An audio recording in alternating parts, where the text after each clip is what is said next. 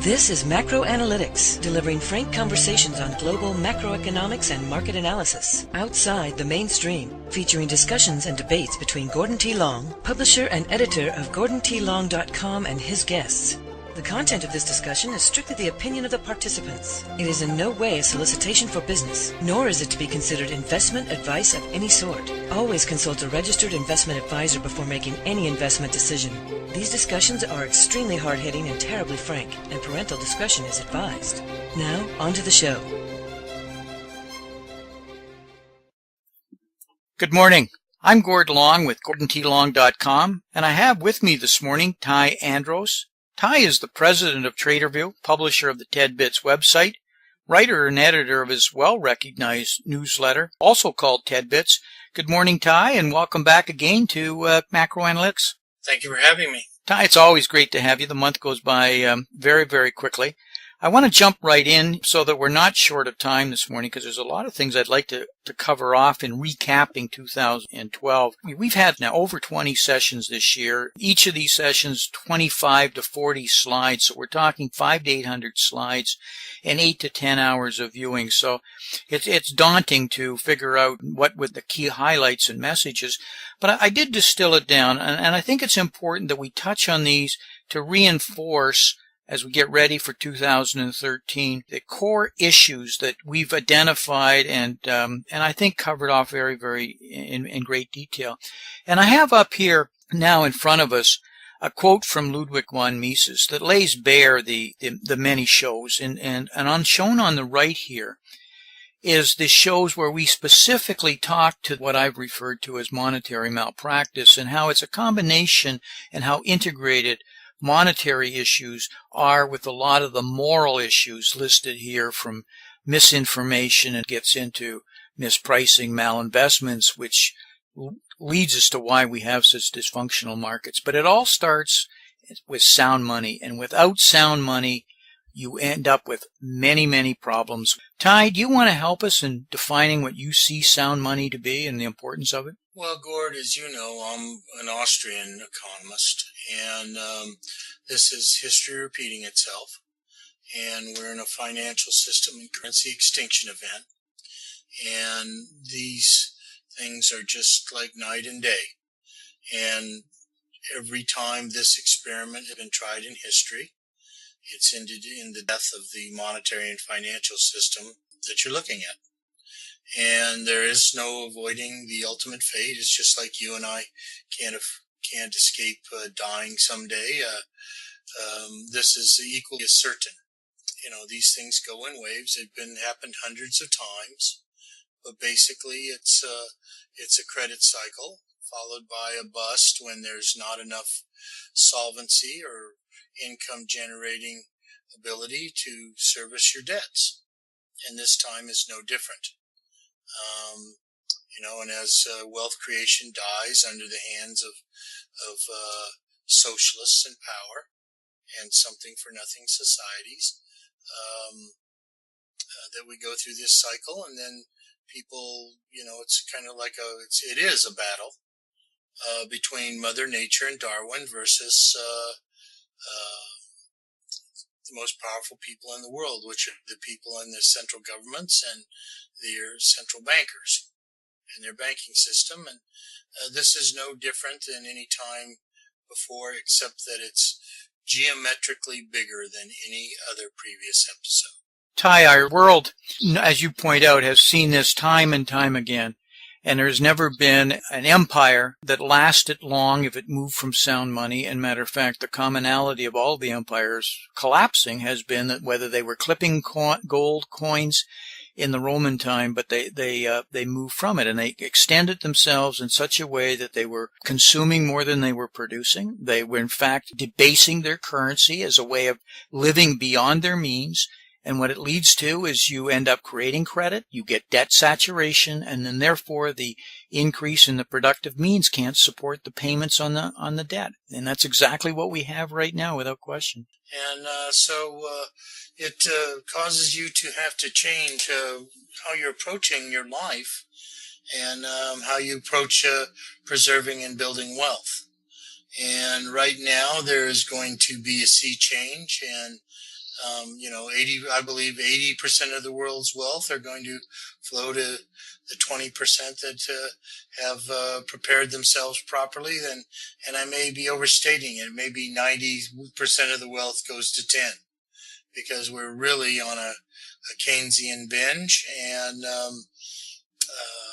we have virtually morally and physically bankrupt bankers and central bankers, and the demise, at least for this cycle, of the developed world is at hand.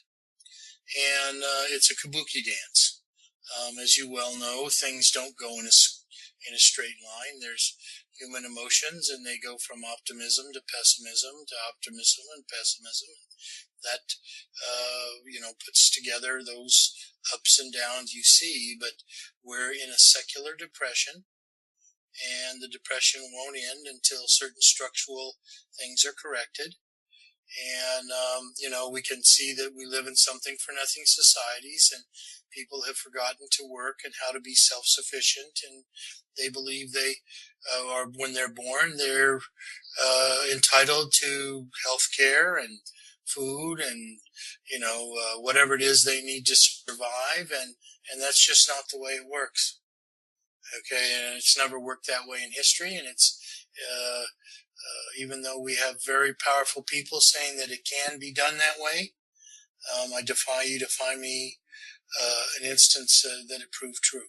A lot of this, Ty, is generational, and I say generational cycles. After 3 or 4 generations, we end up having to relearn the lessons of the previous generations, and additionally, as we fall into the same traps as the credit continues to grow, and it becomes a social issue as much as a financial issue, and clearly then a political issue. Right now, we're at the limits of the financialization of our entire society. Well, financialization is, to me, just inflation of paper claims, rather than the production of real wealth. Like, as you well know, Gord, there's only certain ways you can build wealth. You can, manufacture it, you can grow it, you can mine it, but it has to be where you're doing productive things and creating, I'll call it more for less, which is also the definition of capitalism. And what now we're living in a society that you get less for more.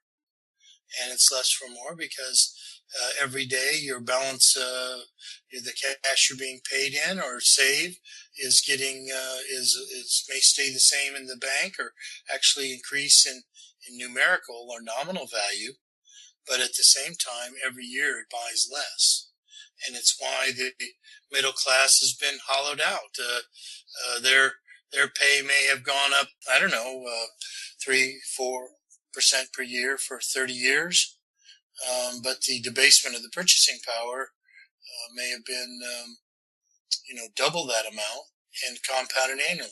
Another way of looking at that, Ty, using a different choice of words, money, currency, is nothing more than a claim. There's no value in money per se. It's only a claim on real assets and on wealth, and it's a paper claim on them. So if in fact the money changes in value and it isn't a store of value, what you have is wealth transfer.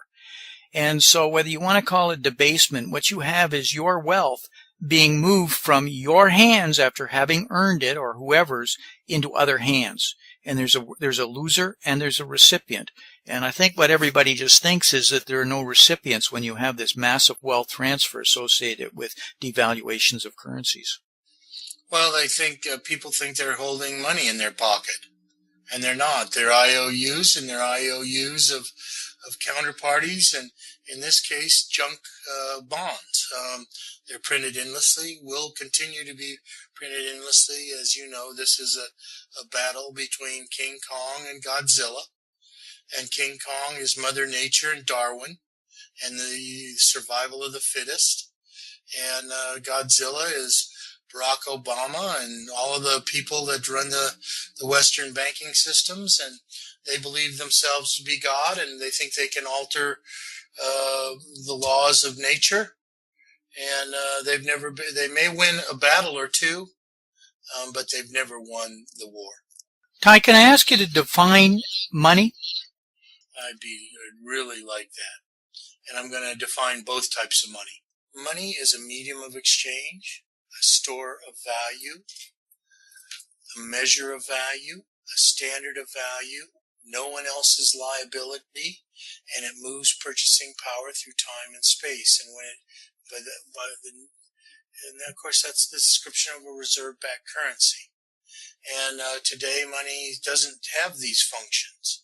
What it is it's an IOU. It's a medium of exchange. It's actually an IOU of morally and physically bankrupt central bankers and governments, socialist governments. And it's a systematic confiscation scheme. And it's been being used for centuries. This is not a new game. The founding fathers knew about it and tried to prohibit it by law, but the District of Corruption and the central bankers throughout the West, which are all, as you well know, basically extensions of the BIS in Switzerland, Bank of International Settlements. But a quick example, which I'd love to give, is a silver dollar.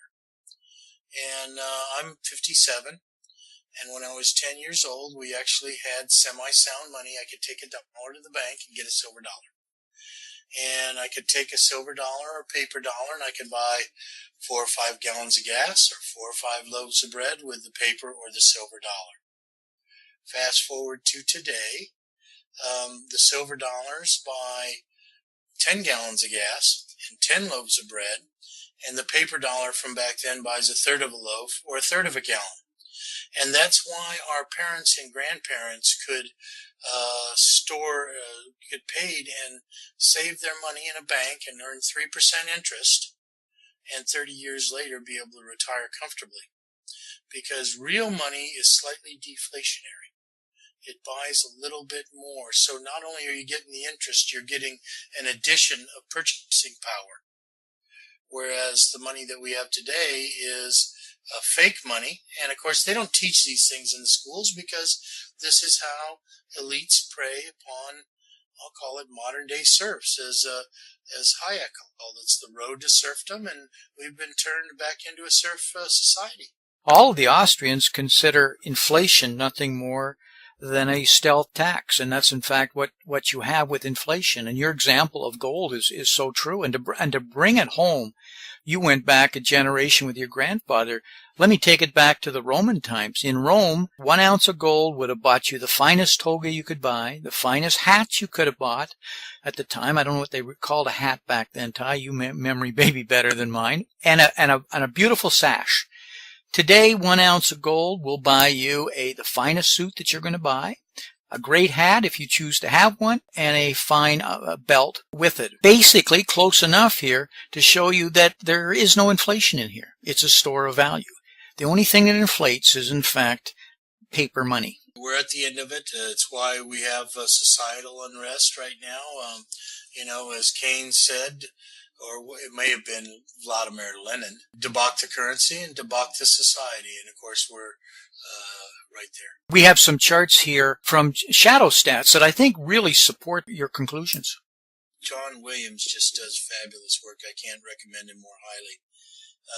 For anybody, if you really want to know what's going on, it's $90 a year. For $9 a month, you actually get a great education and get the information you need to help start preparing yourself. But really what this is I'll call it the Ministry of Truth and Lies versus what does it really cost next year to buy the same goods and services this year. And this is a stealth tax. This is why,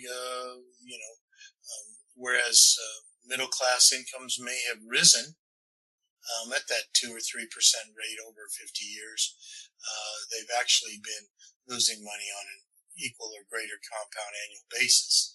And John takes all of the, I'll call it all the weasel words out, all of the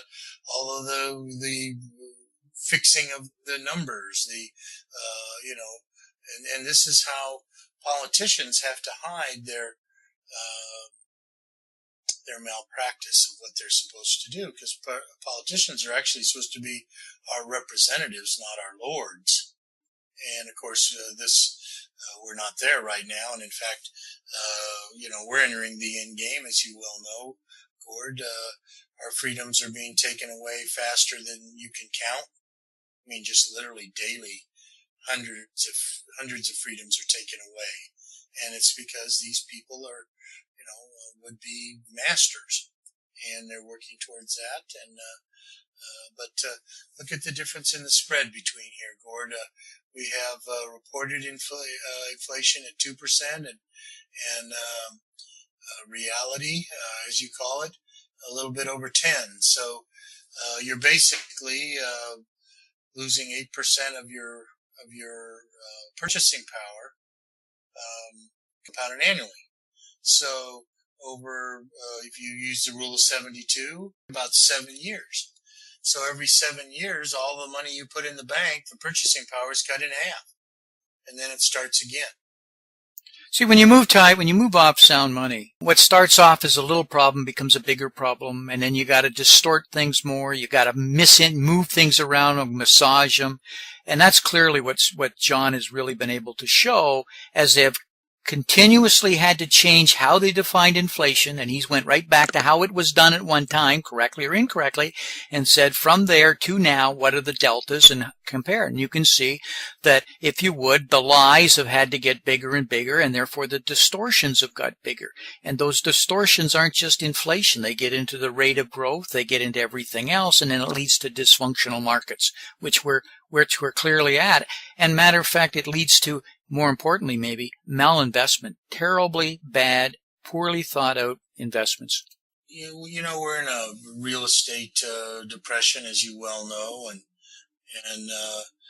and the reason being is it was the ultimate actually store of value for 40 or 50 years, and back since Bretton Woods too.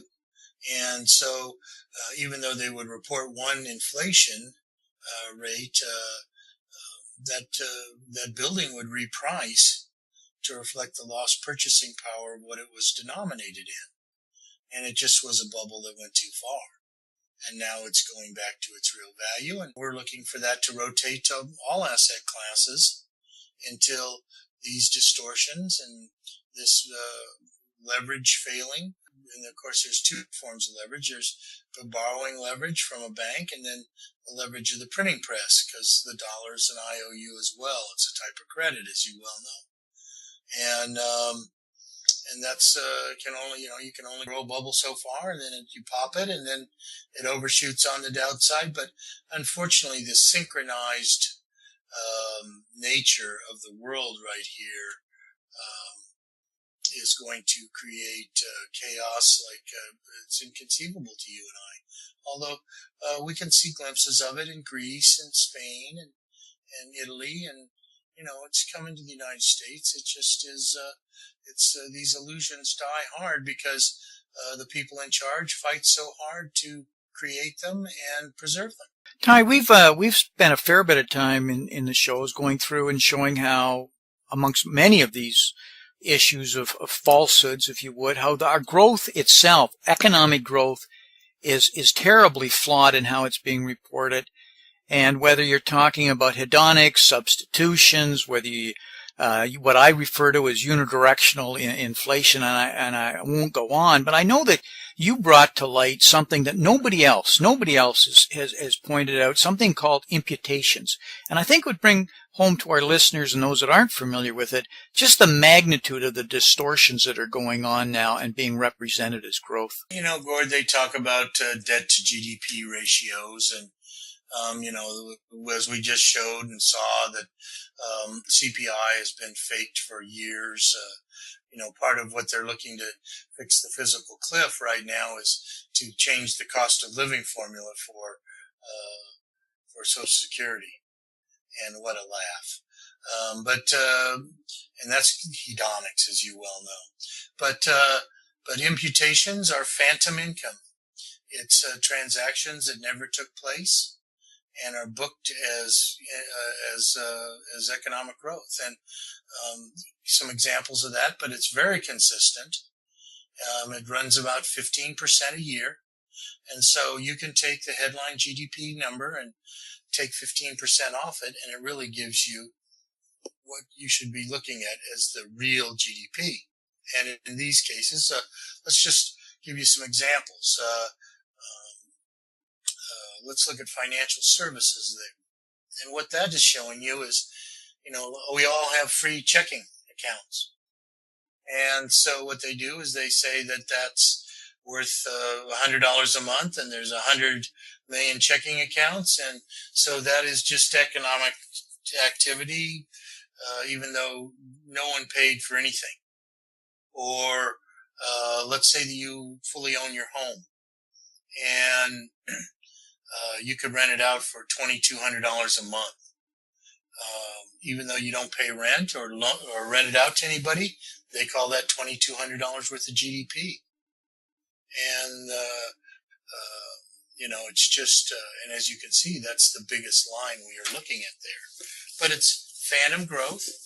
Okay. The GDP is, at least 15% lower.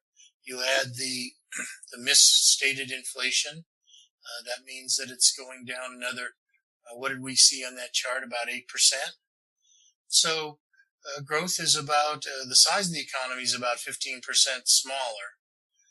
But growth is really going down quite a lot. We have a chart there that shows that really measured with correct CPI numbers, the U.S. maybe hasn't grown for 12 years, except for maybe one brief period. It's only going to get worse because, the private sector and wealth creation are under attack, and that's only going to, be amplified because as people fall into poverty and government dependence, they believe somebody needs to pay, and it's the people who, conduct a prudent lifestyle and save money and create jobs and actually have money. I don't know who it was.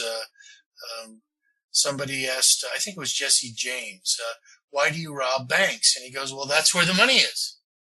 And of course, people that don't produce anything go after the people that do because that's where the money is. It's going to end in a very ugly fashion. We've actually developed a roadmap of where it's leading to, the rate at which it's accelerating based on this monetary malpractice that we talked about, the magnitude to how it's now shifted from immoral hazard and unintended consequences through to really dysfunctional markets, as demonstrated with the degree of mispricing and malinvestment. And I'm showing here the kind of the end part of the roadmap, and the shows on the right that we've done under crony capitalism and financial repression. But we've moved where we're taking on more and more central planning, and then therefore the people that are feeding off the ability to control that planning to their own advantage or to limit their competition through things called crony capitalism, the ability to finance the state's overspending in many concepts such as financial repression, but leads to statism. And I wonder in general if you could talk to us about your perceptions of what's going on now in the government with what I'll call crony capitalism and this basically the death of the private sector. Well, they're broke, and they have to go get the money somewhere, and they sell things off. It's misery spread widely. It is okay. Let's go and pay off the people in power who really we place our trust in, but are really now betraying us in a manner that is breathtaking. The whole financial system, as you well know, and the governments are completely operating in insolvency. And we're below the event horizon. There is no amount of wealth creation that can be generated at this point to actually pay off the debt. And of course, even if there was, there's no desire to do so. And because these people they don't work for you. They're not your servants. You're theirs. And now we're just to what I'll call the psychopath, sociopath endgame, where they are going to, I call something for nothing societies, Gord, locusts. Because they are locusts. They eat everything. And they eat it right down to the roots, and then they head for the barn and eat next year's seed corn. And of course, that's the definition of what's going on today. And then crony capitalism, well, those are just people that that are entrenched corporate interests that fund both sides of the aisle and do so to get legislative favors that put their nimble competitors out of business before they can be challenged. And politicians substitute crony capitalism, which is less goods and services for more money, for real capitalism, which is more goods and services for less money. And what is that? That is just the cycles of that's survival of the fittest. That is what capitalism is for. It's to get money to its most productive uses and then funnel it to the public at large, because they just make a decision that's they can provide for their family the best. They can get more food, more clothing, more cars, more what have you. It doesn't matter. Okay, and we can see it coming along all the time. Old businesses dying and new ones being born. I mean, just think of all the behemoths that are dying right now. Panasonic, Sharp, it just, the number is endless. Those people have lost the ability to compete. They've lost the ability to provide more for less. And so the only way that they can, stay in business is through, I'll call it a law that directs public demand to them. I mean, no one would buy gasoline with ethanol in it if they weren't mandated to do so, because you get about 10% less miles per gallon and you pay a lot, and it really doesn't solve any environmental problems. But it's just completely a drain out of the economy. How much are they draining? I don't know. How much is the ethanol industry every year? Maybe $80 billion. So that is just completely, absolutely money that is going to something that wouldn't exist if there wasn't a law making you buy it. And of course, we can say that about wind power. We can say that about solar power. Okay? I mean, those things have all great promise, but the promise hasn't arrived yet. And until those things can provide more electricity for less money, no one would choose them unless they were forced to. Ty, we're well past our hard line here. And as I said, there's just so many things to touch on. I wanted to make sure here this morning we had a chance just to recap some of what I felt were the major points. Any last comments that have come out of 2012 and positioning us for 2013? This was a big pivot year, I believe. I believe that we went from, something that was a more gradual destruction of the economy and our futures to a accelerated pace. And that accelerated pace, and that's the insolvency of printing money, and we're not going to get out of the next 4 years. The problem I have is I always arrive early. And, I've been talking about this for years, and the problem's just gotten worse and worse every year. But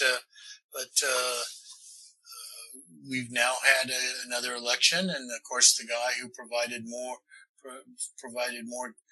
promises of goodies than the other guy lost. Won. Excuse me. And appealing to people's good sense and that sort of thing when they are impoverished from unsound money is a losing game, because they're so desperate they just don't understand things. And obviously the American people have been dumbed down to the level of being imbeciles. They've been taught nothing of history, and of course they're going to repeat it, and it's going to end in chaos.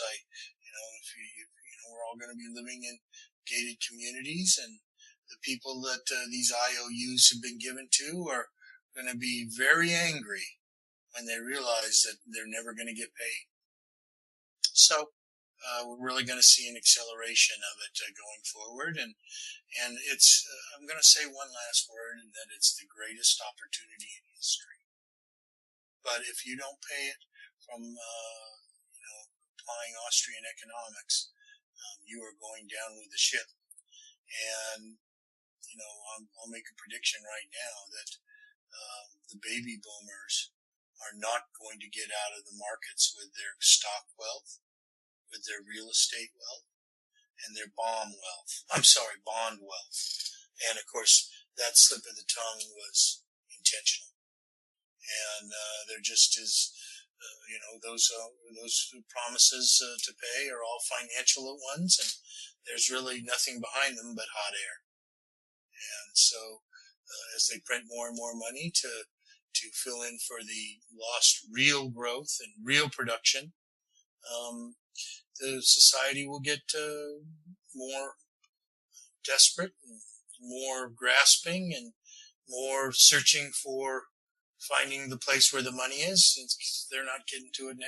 Since we went off the practice of sound money at Bretton Woods II, August of 1971, this accelerated process, I believe, Ty, has, as you've pointed out, has in this year has went to another level.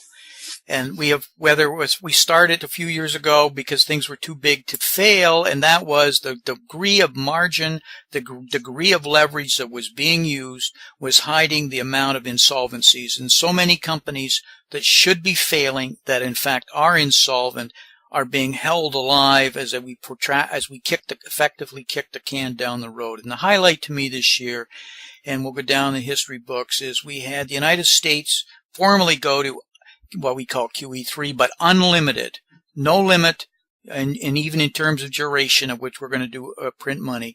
We went to OMT uncapped in Europe. The ECB have now taken that stand. And on December the 16th, when Abe's elected in Japan, he is formally going to inflation targeting and unlimited. And I'm sure that when Mark Carney takes over at the Bank of England, they'll formally be saying they're unlimited. So there will be no limit to how much money that we will print, because we have to keep the fiction of solvency going until a crisis happens, a market clearing event, something that will be profound. And unfortunately, Ty, when crisis hits, people beg for the status quo, beg for stability. We're willing to sacrifice anything, our personal freedoms, to get that status quo. And that's what's so frightening. And that's what leads to statism. History replete with people searching for that put leaders, the wrong leaders, in place. And maybe we won't put the wrong leaders, but we may choose to sacrifice things that our forefathers fought very, very hard for. Ty, we need to break right now. I'm going to have you back here later this week, and we'll talk about some of this in more detail. But I thank you for your time, and all the best here at this part of the season. May God bless you. Thank you very much, Ty. This has been Gordon T. Long, editor and publisher of GordonTLong.com. New recordings are posted regularly and can be found at GordonTLong.com. New show notifications are available through RSS feed, iTunes, and other social networking venues at GordonTLong.com.